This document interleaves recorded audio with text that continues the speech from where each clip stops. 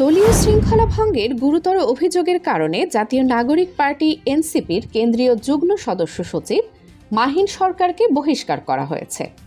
18 August সোমবার গভীর রাতে এনসিপির যুগ্ম সদস্য সচিব সালেউদ্দিন সিফাত স্বাক্ষরিত এক বিজ্ঞপ্তিতে বিষয়টি আনুষ্ঠানিকভাবে জানানো হয়। বিজ্ঞপ্তিতে উল্লেখ করা হয়, দলীয় শৃঙ্খলার বড় ধরনের লঙ্ঘনের কারণে এনসিপির আহ্বায়ক মোহাম্মদ নাহিদ ইসলাম এবং সদস্য সচিব আখতার হোসেনের নির্দেশক্রমে মাহিন সরকারকে বহিষ্কার করা হয়েছে।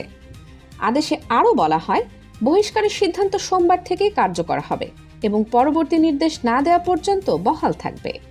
বহিষ্কারের কারণ সম্পর্কে সাংবাদিকদের পাঠানো এক বার্তায় সালেউদ্দিন সিফাত বলেন, মাহিন সরকার ডাকসু নির্বাচনে প্রার্থী হওয়ার আগে দলের আহ্বায়ক ও সদস্য সচিবের অনুমতি নেননি। এটি দলীয় শৃঙ্খলার গুরুতর ব্যত্যয়।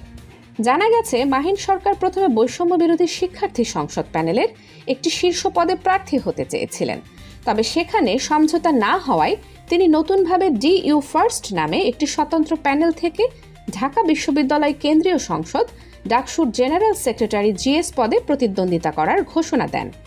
এনসিপির ভেতরে এই ঘটনাকে কেন্দ্র করে নানা রকম আলোচনা শুরু হয়েছে।